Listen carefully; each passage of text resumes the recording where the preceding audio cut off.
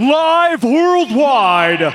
Let's first welcome to the ring, Efe, the silent roller Ajagba. Yes, so.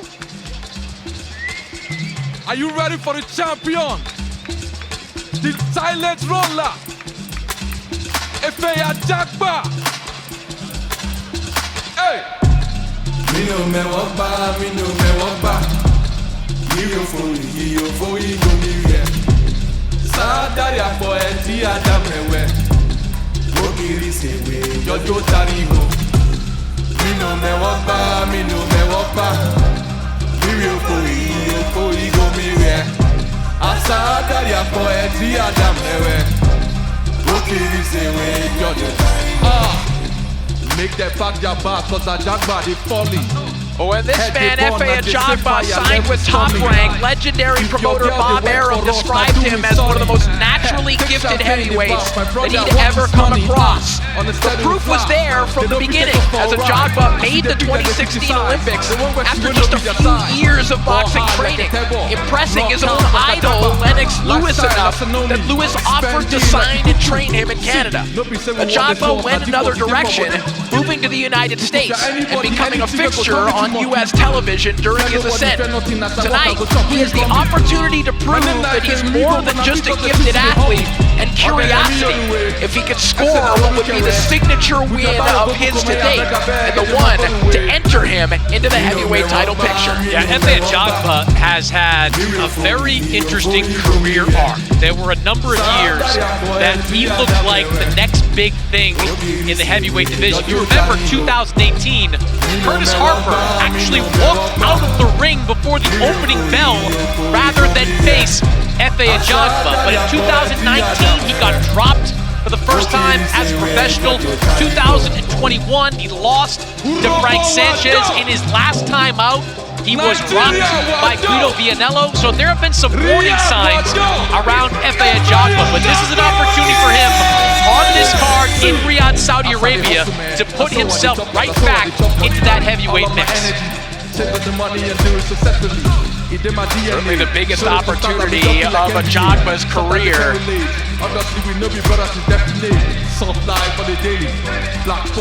As you alluded to, Chris, this is a man who has kind of been in that zone between prospect and contender for some time, and this would be a contention-affirming victory here tonight. Call me when it's money talk, yeah, they pay me. After song, they see them, make them job, they pay me. Me no me walk back, me no me walk back. You go me here. Sadari apo. And now let's welcome to the ring, Martin Bakole. Where is Bakole? Oh, Martin Bakole.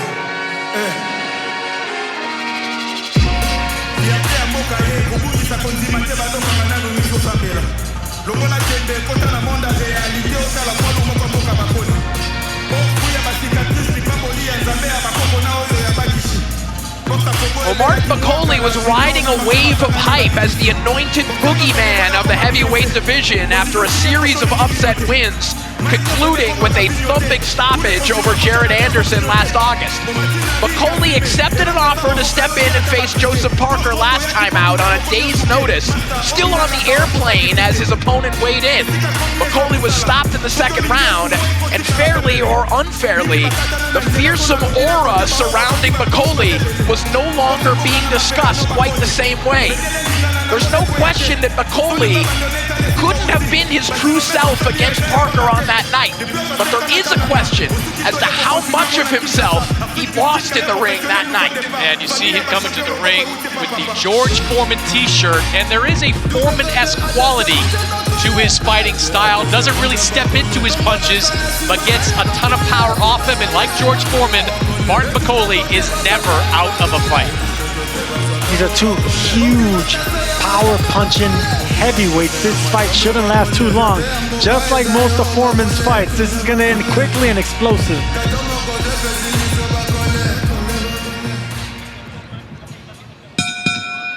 Ladies and gentlemen, this bout is scheduled for 10 rounds in the heavyweight division.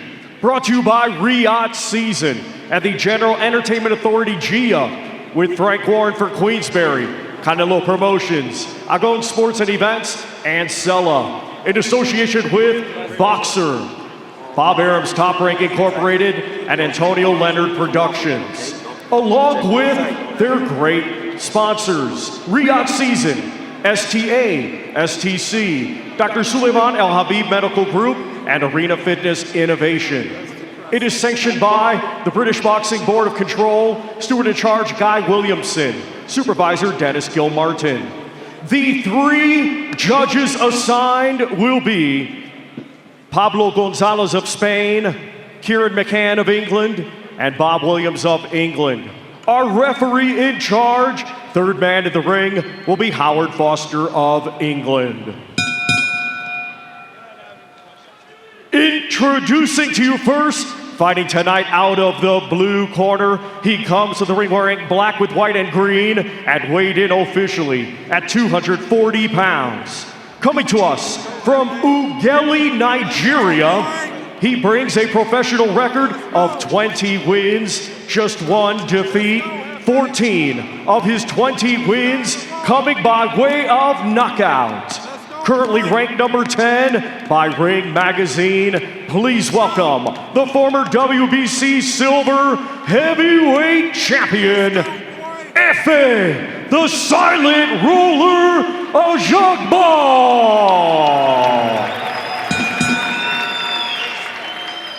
And his opponent across the ring, fighting tonight out of the red corner, he comes to the ring wearing blue, red, and yellow and weighed in officially at 299 pounds. Hailing from Kananga, Democratic Republic of Congo, he has a professional record of 21 wins, 2 defeats, 16 of his 21 wins coming by way of knockout. Currently ranked number 8 by Ring Magazine, here is the former interim world title challenger, Martin Bakole.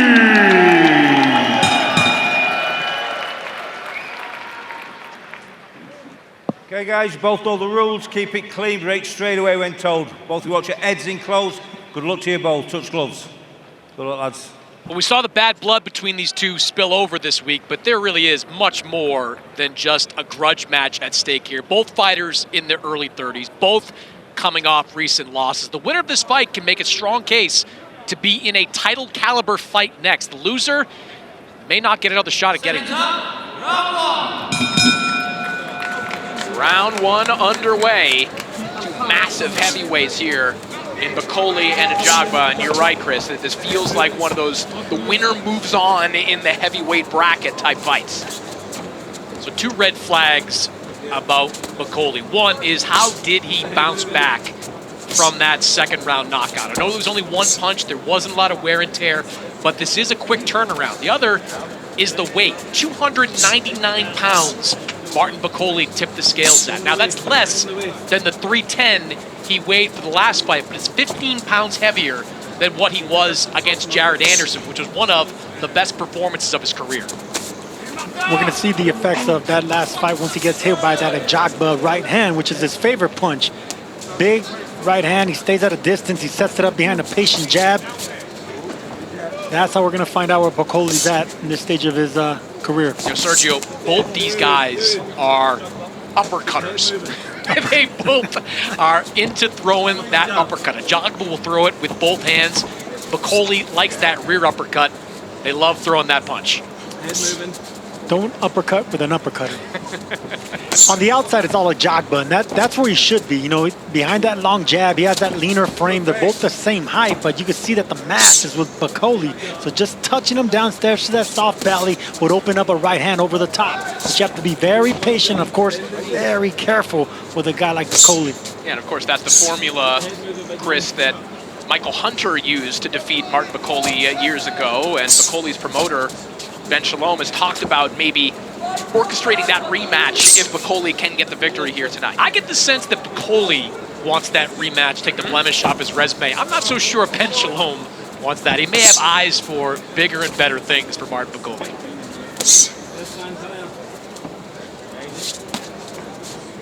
But I go back to that fight against Jared Anderson, which started a little bit like this, with Jared Anderson just pawing at the body of Martin Bakole. Then the last 20 seconds, Martin Bakole lands a big punch and puts Anderson on the deck. Yeah, Anderson got a little bit too confident and stayed still for a little bit too long. And that's what Ajagba is not doing. See, he's moving around the ring. He stayed a little bit against the ropes right there, but he has the distance, and he's keeping his range in between. As long as you don't get too close to Bakole, you're going to be all right. Bakole just slowly trying to creep his way forward here, looking for an opening to unleash one of those shots, maybe one of those drive-by uppercuts. Yeah, guys like that, you can just outpoint. You know, he's giving you rounds like this. You can just keep touching the body, keep jabbing upstairs, move to your left, move to your right. Just do not stand still in front of this guy. And I love the fact that he alternated the jab for a 3 right there. He led with a hook just to land that right hand. Nice right hand there from Ajagba as we close round 1.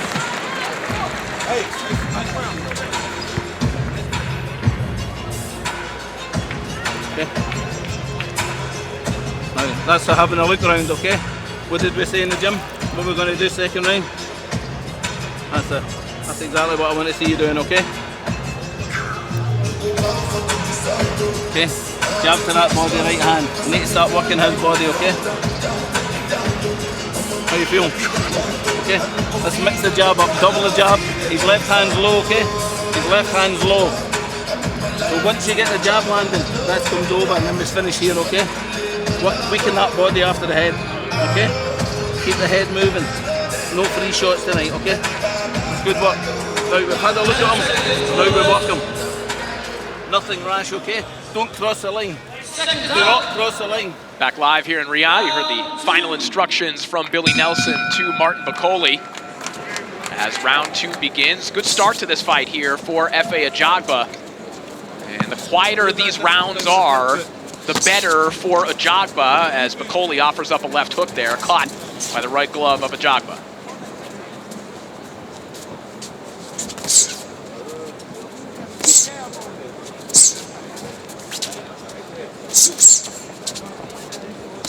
Ajagba opening up a little bit here. There's a good right hand that landed right at the end of round 2.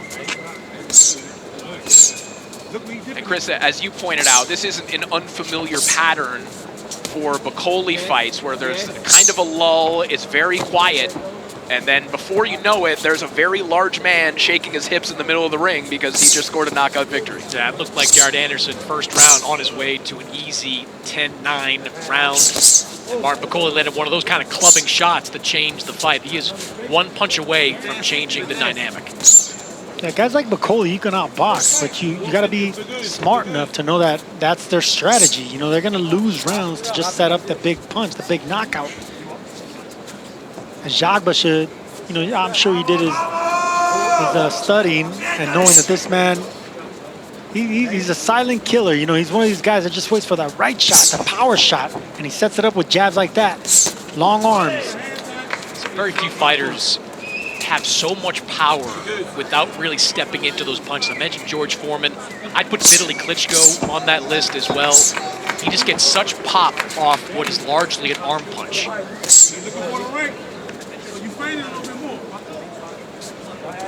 The Ajagba corner asking for a few more feints here as Bakole picking up his activity here in the second round, at least relative to what he was doing in round 1.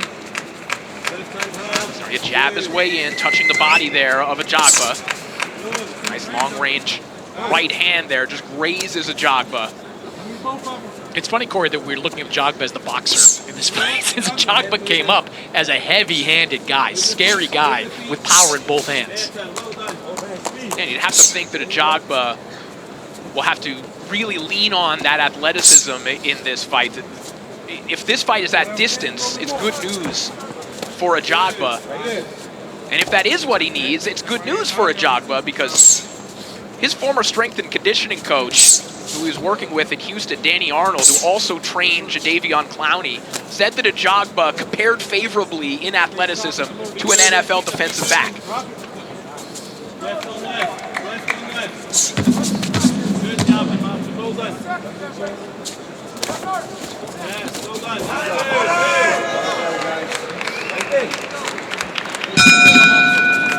for round 2. Better round for Bakole, but perhaps another one in the bank there for Ajagba.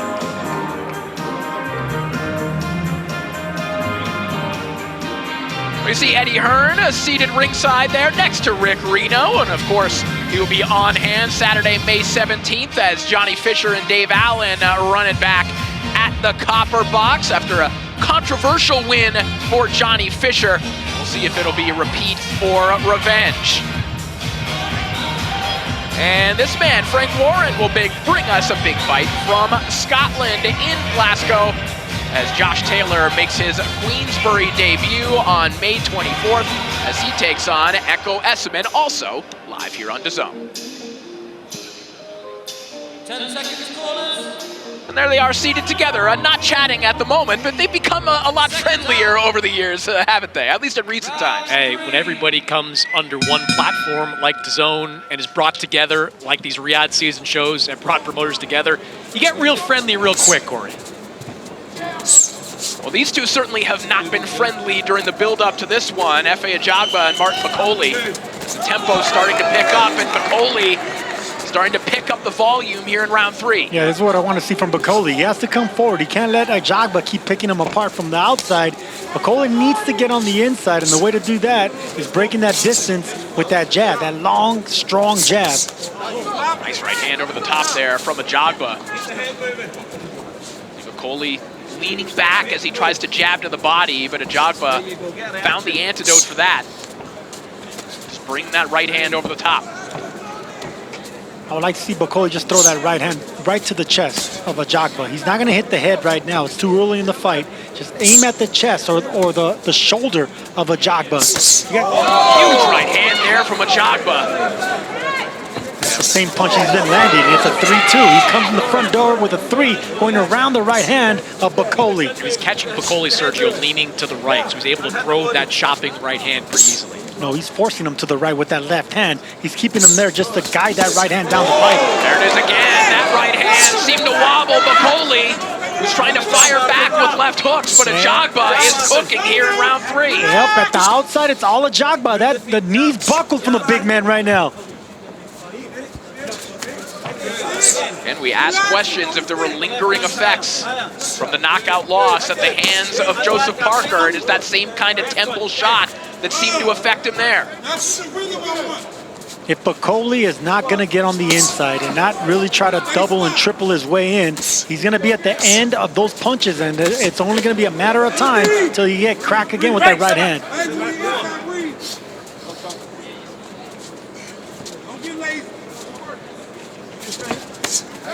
Pull counter right hand there from Ajagba, who's corner right now, telling him don't get lazy. In other words, keep up the activity. You've got something going here. Ajagba is one of the better jabbers in the heavyweight division, so he's going to be comfortable keeping this fight from the outside.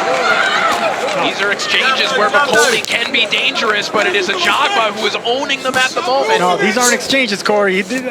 He's getting hit. He's getting pot-shotted by the sharper puncher in Ajagba. He moves off the ropes really nicely. He wants to stay off the ropes and keep the fight in the middle of the ring. Good left hook there from Bakole. Stop pulling so much and keep your hands up. Stay sharp. Final 20 seconds of round 3.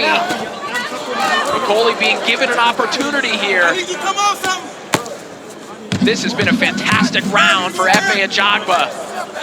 Check this out.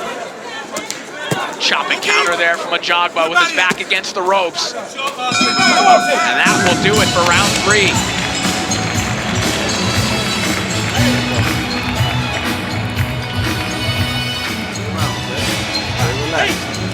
Doing good, okay? Stay relaxed. Once again, the new feature on your DAZN app. You can switch between rounds by using the fight card feature on your DAZN player. You can relive any of the action you've missed. You can rewatch the highlights from tonight's fights. Go back, rewind, watch the knockouts. You can watch what was a terrific round 3 there for Efe Ajagba back if you'd like as well. All he doing is throwing shots, crazy shit. When we right here. Don't pull back is what they're telling Ajagba. Just nice, tight defense with the up, ear up defense, and move your head, land shots like that. You run the big man into shots like that, but keep your range. Stay responsible. It's only a matter of time. But Bakole can't keep taking right hands like that the entire fight. tell you though, Sergio, that was a good round for Efe Ajagba, but I do think in the final 30 seconds, Martin Bakole started to close the gap a little bit. We'll see if that carries over in this round. I think Ajagba gave him that gap. He was comfortable against the ropes, and I think he was picking them, catching and countering. A different strategy here for Bakole, who's now framing up and just trying to muscle his way to the inside. I think realizing what you were pointing out there, Sergio, that trying to slip to his right, jab his way in, it wasn't quite working. This is better stuff for Bakole. Yeah, he needs to move that upper body. He needs to get in and break that distance. He can't stay at that range. All right, let's send it over to Claudia Trejos, who was in the corners between rounds. Claudia, what are you hearing? Thank you, Corey. They were actually echoing what Chris was saying. Bakole's actually trying to smother the reach on Ajagba, and that's precisely what he wants to avoid. Stay away from the ropes, use your reach, use your movement, do not allow him to close the gap. And this is the reason why Bakole popping the head back of Ajagba with a huge left hook a moment ago. And this is exactly what Bakole wants. Yeah, because Ajagba's squared up. He's not at an angle. If he's squared up like that, it makes it easier for those left and right hooks to land. Bakole's been stopped a couple of times, but I have more questions about the Ajagba chin, given the caliber of competition that's either knocked him down or wobbled him. Ajagba looked a little unsteady as he was navigating his way back to the ropes here, now trying to fight his way off the ropes. But he's got a colossus in front of him, trying to keep him there. I mentioned Foreman. Isn't this like a Foreman-esque vibe, too, to a fight like this, where you just, if you're Bakole, you're just taking punches until you can land one that changes the fight. Ajagba trying to counter with right hands against the ropes. There is the signature shot there from Bakole, that uppercut, and once those start flowing, that's when things really start rolling for Bakole. Yeah, that's a beautiful shot for such a big man. And once he starts throwing that uppercut to the body and picking him up to the head, that's when you know it's getting good to him. You don't see the movement from Efe Ajagba that you saw for the first 3 rounds. A lot of laying on the ropes and in the corner. Bakole, I love that right hand that just gutted Ajagba, breaking him in half. Ajagba stationary in the corner. He's absorbing a lot of shots here, some of them on the arms. But those are heavy, heavy shots, just grinding Ajagba down. And those shots, Sergio, the right hand is kind of that corkscrew right hand that Gennady Golovkin kind of made famous years ago, looking for that top of the temple shot. Yeah, coming from top to bottom. If your opponent's not giving you an entrance, you got to go over the top. It was a good response from Ajagba a moment ago. 4 straight punches down the pipe, but Bakole just keeps plowing forward. You're being lazy in defense.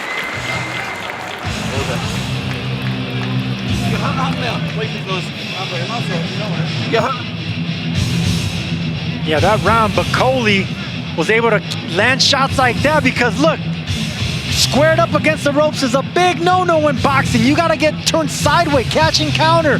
You can't get hit by a big man right there, solidly right to the temple. Squared up, giving up that right side of the face. Bakole, it's only a matter of time till he starts throwing that left and right. Look, there's that corkscrew punch that you were talking about, Max, coming over the top of the head right there.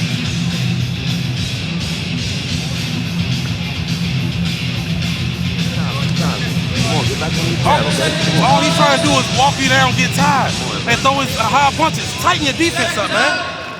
Come on. Round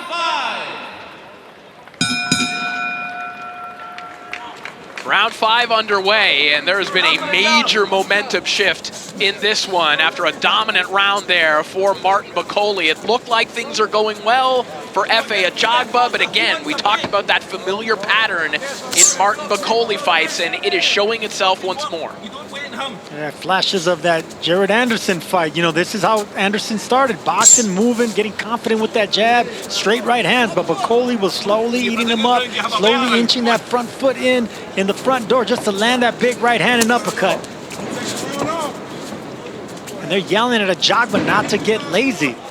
It's not really that he's getting lazy, it's that he's being backed up by a bigger man that's taking his punches. It's also got to be really difficult for a 240-pound heavyweight to use the entirety of the ring for the course of a fight. Like, Efe Ajagba is not a flyweight out there moving around. He's a big man, He's been being asked to work hard early in this fight.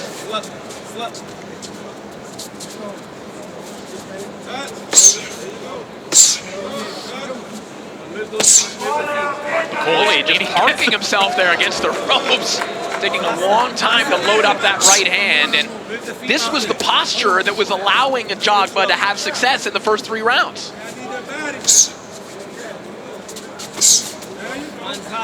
Head moving.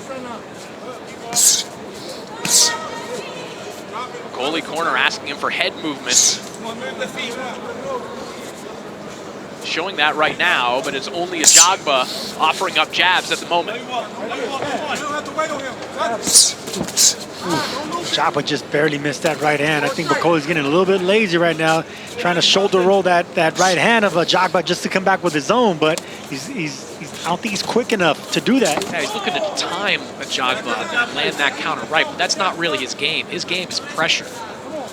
I agree. And this is where Ajagba should take advantage of that. Just double and triple your way in and then get to the side of Bakole and start ripping those left uppercuts. Double, triple up the left uppercuts when you're on the side of him, on the left side of Bakole.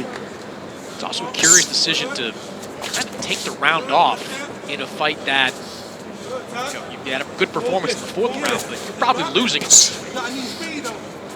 Yeah, especially after a round, Chris, where it looked like the snowball was turning into an avalanche a little bit. There were some scary moments for Ajagba, who just produced one there for Bakole with a beautiful pull counter right hand. the big man bounced off the ropes to try to land a right hand, and it was Ajagba that rolled with it and got a bigger right hand.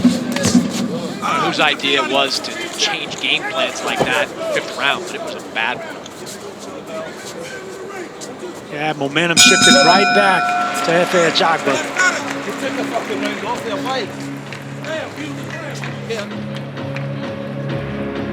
Well, the countdown to tonight's main event can officially begin as William School entering the arena here in Riyadh, his IBF title in tow, as he looks to win 3 more of them and the Ring Magazine belt by scoring a monumental upset tonight, Chris. Yeah, huge opportunity for William School. Beat Vladimir Shishkin last October to get that lottery ticket that is the belt on his shoulder, and for that, he gets to face Canelo Alvarez, still one of the top 10 best fighters in all of boxing. And be born. Hey, you're world champion. Come on. Hey. Come on. Come shoot. Seconds out. Round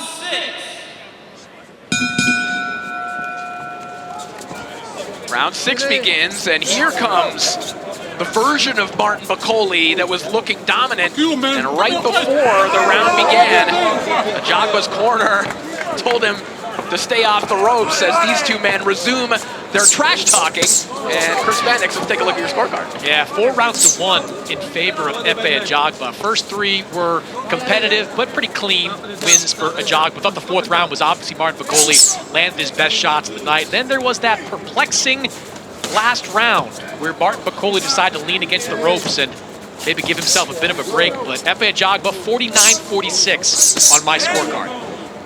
Nice right hand to the body there from Ajagba. And Bakole getting frustrated, saying, come on, man, stop and fight. But no, Ajagba shouldn't do that. He should do exactly what he's doing, bouncing on his feet, moving laterally, using the entire ring and keep popping that jab. That's how you win this fight. That's how you beat this big man. Beat him on your terms, not his. See Bakole staying in the middle of the ring. He wants Ajagba to come to him. Ajagba shouldn't give him that. Bakole attempting here, Sergio, what is a part of his game, kind of that psychological warfare. You know, he tries to intimidate opponents, and it works as he walks through your shots. That has happened to opponents of his in the past. It's imperative on Ajagba to stay disciplined. Yeah, it's a lazy strategy by Martin Bakole, you know, but sometimes fighters fall for that.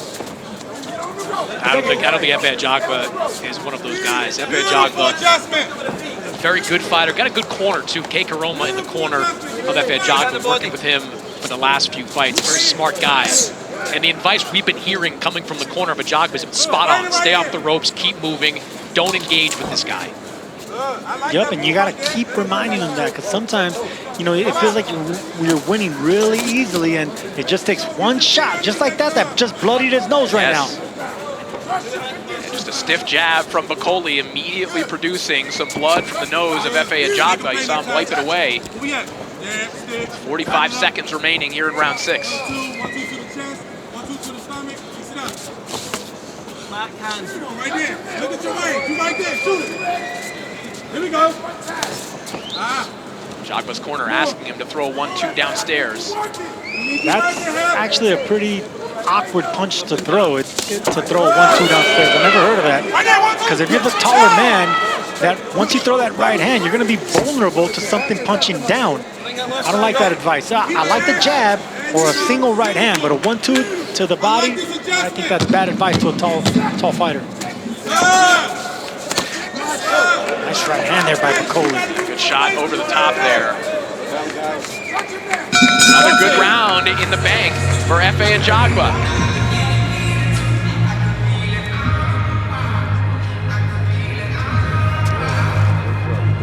Sound up. Give me a bottle of water, Sound. Take a deep breath. Well, we've got more heavyweight action coming your way on Friday night as Daniel Perro takes on Cesar Navarro live from the wonderful Caribe Royale in Orlando, Florida.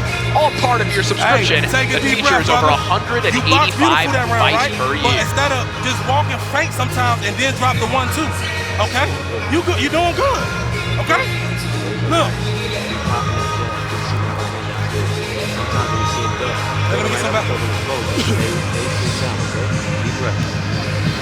Get another ring. Hey, get another ring. Come on. Hey, you doing good, okay?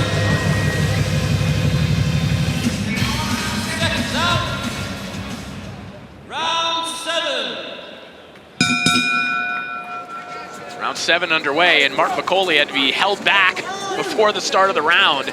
We'll see if he keeps this pressure up. We've seen one round of this from him, Chris, but otherwise, this has been an easy fight, I think, to score for Ajagba. Yeah, bizarre strategies over these last few rounds from Martin Bakole. This round started off the way it should. Martin Bakole applying the pressure and trying to get Ajagba back up against the ropes. That's what was effective for him in the 4th round. But in between, it's been sort of a strange night for Martin Bakole. Nice right hand that connected from Ajagba a moment ago. There's another one.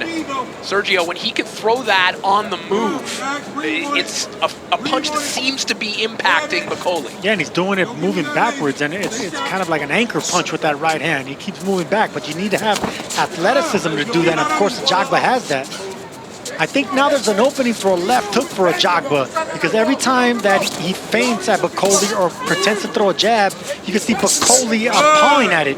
You don't paw at jabs like that, because then someone could come around, fake the jab, and come around with the left hook. I think that's an opening right now. You know, I mentioned the way that Mark Bakole coming in, and that to me was as big a red flag as the quick turnaround. If you portend to have a good camp, full camp, and you still come in at 299 pounds, I understand he has been close to that weight in the past. I think Carlos Takam, he was right around that weight, but at his best, last year, when he fought Jared Anderson, he was 284. That was a guy that was in great shape. This is not a guy that looks in the best of shape. Which again, would be puzzling if that were to be the case. Bakole has been out here in Riyadh for weeks, training at the Mike Tyson gym, as we've referenced other fighters have been. Head moving.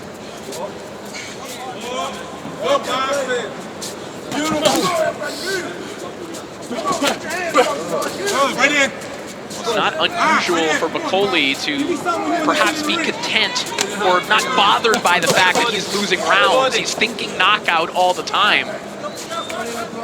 But you do wonder, as we've been watching him, does he have the gas tank to produce that? Nice counter right hand again there from Ajagba, and then back with a stiff jab immediately. Yeah, stopped on a dime just to counter him with that right hand. It's risky, but that's what you got to do to get the respect out of a monster like Bakole. He's going to keep coming. He's going to take your best shots. You got to keep giving him your best shots. He's bound to break down.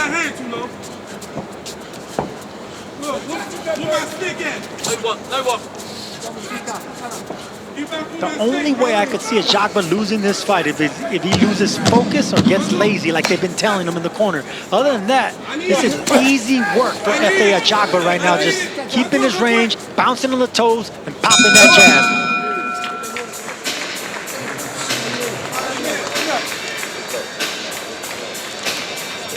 Take a deep breath. Badu Jack getting wrapped up as he prepares for his cruiserweight title fight tonight against Noel Bakole. Of course, Jack, one of the most popular fighters in the Middle East. And in his 40s, still a factor in the cruiserweight division. Tonight taking on Noel Bakole. These two have kind of circled one another. There's been a litany of postponements and cancellations. More on that a little bit later on, but what's important is that these two will finally get in the ring. Yeah, and the question I have is, did Noel Bakole have a long enough camp? Took this fight on 1 month's notice.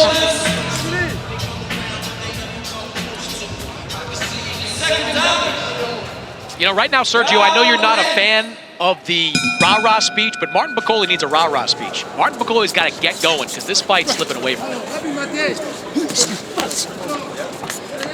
A little bounce in Bakole's step. He's running after Ajagba right now. That may be part of the problem, too. He's running at him, not necessarily cutting the ring off. You know, the reason I'm not a fan of those speeches is because if you have to be a cheerleader for a professional fighter, then he doesn't have to fight in them. You know, there's times where you can encourage him in a round that he looked bad, but if you have to do that every single round, Bakole only won 1 round pretty much. He's the one losing the fight, you know, so he's the one that should be mustering up the strength, knowing that he needs to break the distance, double his jab way in, just hit anything that Ajagba gives you, but he is not doing that. Instead, he's complaining, getting frustrated, and just getting out jabbed. I think there's always room for the old Angelo Dundee, you're blowing it, son. The Teddy Atlas, we're all firefighters. There's room for those kind of speeches in boxing. They're great sound bites. A swim without getting wet as well by Nazim Richardson. But all in all, man, you want a fighter that I mean, Bakole is begging Ajagba to fight him, but Ajagba's not doing anything wrong here, Sergio. No, he's not. He's boxing and sticking to his game plan. This is his strategy. Big shot hand over the top there from Ajagba. Bakole might have connected in the midst of that too. Bakole he reminds me of a spider web. You know, he's just gonna stand there and wait for the flies to come to him, but Ajagba's not gonna be doing that. He's not gonna get stuck in that web. He's gonna keep moving around, and Bakole's just gonna stay in the middle of the ring following him. You gotta find a way to cut him off, Sergio, though. Like, just following him around is not gonna be enough, especially with this being a 10-round fight and a little over 2 rounds to go. Well, the body is what you gotta do. So if he's moving to your right, you throw that right hook to get him to stop from going to the right. Here we go, Bakole lands a floating left hook. It doesn't take much. Martin Bakole coming alive here. There were serious questions about whether he had this in him. The blood smearing across the face of Ajagba as his corner begs him to get off the ropes. Bakole punching with mean intentions. You can see that he punches through opponents. Every time he misses a shot, it just goes straight through the line of fire. Good body work there from Ajagba. That's what I want to see Bakole do with both hands. Bakole is an excellent body puncher. Start digging away the body, taking away the leg. Big right hand there from Bakole. Scary moments for Ajagba in what was otherwise another dominant round. And here comes Canelo. The face of boxing is in the house as he prepares for his main event tonight against William School. A fresh pair of skull candy, not school candy headphones on top of his head as well. Maybe a message being sent there by Canelo Alvarez, maybe not. Canelo was telling us this week his plan was to get up around midnight, jump into the cold plunge, wake himself up, and begin the process of getting ready for this fight. But we talked to him all week long. Sergio, he seems like he's in the right place physically to be ready for this type of atmosphere. I mean, no one handles being a superstar all over the world like that man right there. Just so calm and collected, and he lives for this, man. This is going to be a real test, Corey, of what Efe Ajagba's got in him, because I think Martin Bakole is going to finish strong here. Round 9 is now underway. I think this is the last round for Martin Bakole to do something, because once that 10th round rings, the adrenaline kicks in, knowing that it's just 3 more minutes for a fight to end, and Ajagba's just going to move with that adrenaline. So Bakole better do something out of desperation in this round. Yeah, I agree. The footwork is going to come back for Efe Ajagba in that 10th round once he sees the light at the end of the tunnel. Ajagba standing and trading here with Bakole, a little less mobile. These are big opportunities for Bakole. You would have to think, based on how this fight has gone, needs a knockout, but it's Ajagba putting them together right now. Corner of Bakole screaming at him to throw the uppercuts in those moments. That would be a good opportunity to let those go.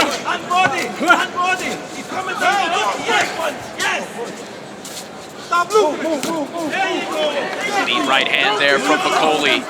And these are shots that he doesn't need a big windup. He just needs to touch you to produce an adverse reaction. Ajagba just with the short punches inside, Bakole with the wide ones, and of course it's always the short ones that count. Ajagba's a smart fighter, really smart fighter, because he's great at distance, just like that when he has the range, but on the inside he doesn't pull back the punches. They're little short shots just to keep his opponent off him.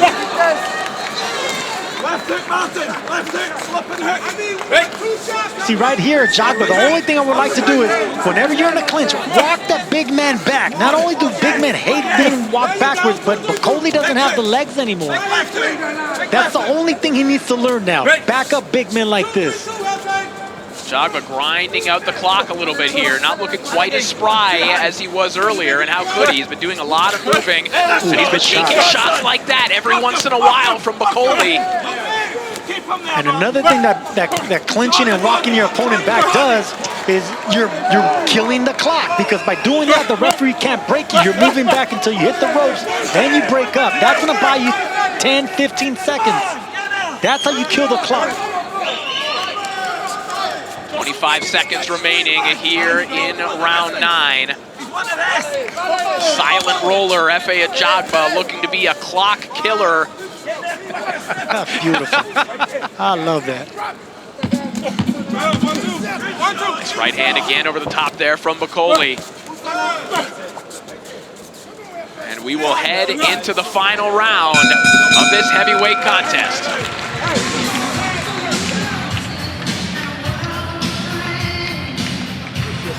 Believe in yourself.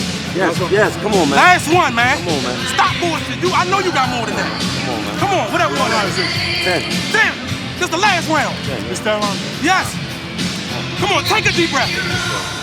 Don't get on the ropes, man. Get off them damn ropes and put your combinations together. Okay. Bend your knees. If you put them down, we'll get at least a draw here, okay? You need to bang them in. Fucking bang them in. 2 hands, okay? Come on. Give me the best round you've ever had in your life, man. Come on. 7 seconds, corners. Seconds out for your 10th and final round. 10th and final round of a fight that we did not think would go this long. And now you would have to think that Efe Ajagba just needs to stay on his feet, but he's going to have a 300-pound monster rolling after him here for 3 minutes. Not even stay on his feet, just stay at range. You know, keep popping the jab, stay at range, and you're fine. Yeah, and I've got an 87-84 in favor of Efe Ajagba. Good run over the last 2 rounds by Martin Bakole to close the gap. The first half of this fight was largely dominated by Efe Ajagba, so 87-84. And I agree with you, Corey. Martin Bakole needs something big to win this fight. Now, if you're looking for historical hope here for Bakole, obviously you look back to his own knockout power, but Chris, we saw Ajagba get hurt late by Guido Vianello recently as well, so there are questions perhaps about the endurance of Ajagba and whether he can be vulnerable in these moments. Yeah, knocked down 2 in the 7th round by Frank Sanchez in their fight, so he is vulnerable. He does have a tendency to keep that chin up in the air. So far, he's fought a very disciplined fight. I mean, Martin Bakole has been daring him to stay in the center of the ring. Why would he do that? Like, why would that make any sense? Great shot. Wicked counter there from Ajagba, but look at Bakole back with a 2-punch combination. Keep moving, keep moving.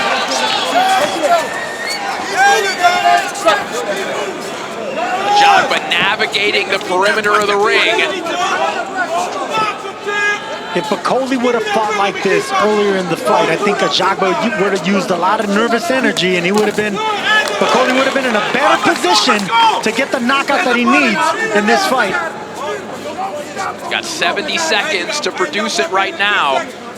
And that's not going to be enough, guys, because right now Ajagba knows he's comfortably ahead and adrenaline's running through his veins. He just knows that he needs to stay in the perimeter of the ring, moving to the left, moving to the right, and this big man doesn't have the foot speed to break that distance. Give up this round if need be, but Ajagba's already at the finish line.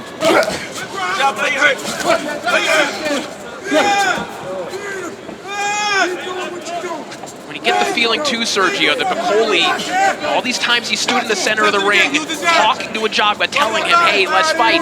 It's almost like he's telling himself this story already. Hey, this guy ran away. He didn't come to fight. That's why I lost. That's nonsense. That's fooling yourself. That's lying to yourself.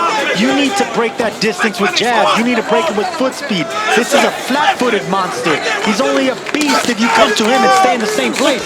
When you stick and move, then you exploit him. Efe Ajagba is a stablemate of Jared Anderson with Top Rank. You saw what happened to Jared Anderson when he let his guard down and slipped. He has fought an excellent fight and the right fight based on his opponent. A very composed boxing performance from Efe Ajagba in the face of a threatening pressure fighter and in the face of a lot of animosity that could have tempted him to make mistakes here tonight. He did not. And not a good look for Martin Bakole, who got knocked out in his last fight with Joseph Parker, and now got outboxed by Efe Ajagba with a full camp. So there was no excuses. I'm going back-to-back losses now.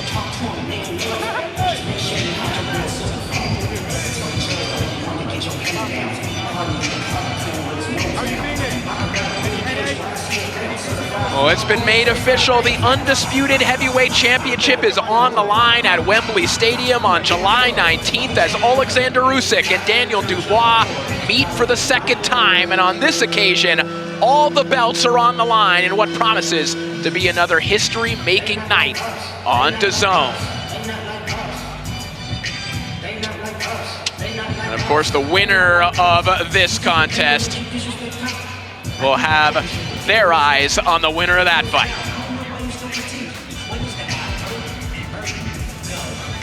Big right hands like that on the back foot kept Bakole, even when he was having success, landing some jabs. There was shots like that, you know, catching him coming in. Bakole wasn't moving his upper body, and when he would land a big shot like this, it was because Ajagba was against the ropes. That's when his corner was telling him, get off the ropes, move laterally, move around the ring.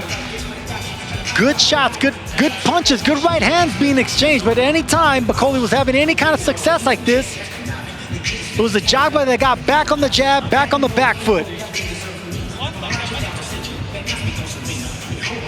So a good performance here from Efe Ajagba as we send it back up to Todd and Daniel. Yeah, thanks, Corey. Me and Daniel sitting here ringside watching. Let me take a shot at Sergio. He's acting like this is a foregone conclusion. I think it might be a draw, Danny. I think they're not giving Bakole enough credit. You change one of those rounds that Mannix gave to Ajagba to Bakole, it's a draw. I agree 100%. I mean, The fight was very intriguing leading up into the last round, but I didn't get the feel that each fighter was winning convincingly. So I'm curious to see how the judges score it, but for me, I would totally be fine with the draw. All right. Well, we will find out what the case is here as the scorecards are in the hands of Thomas Treiber. Ladies and gentlemen, after 10 rounds of boxing, we go to the judges' scorecards. Judge Kieran McCann scores it 96-94 in favor of Efe Ajagba. And both judges, Pablo Gonzalez and Bob Williams, are in agreement. They both score it the same, 95-95. This bout is a majority draw. Well, credit to Todd and Daniel who predicted this. This one is indeed a draw. One judge seeing it 96-94 for Ajagba, the other two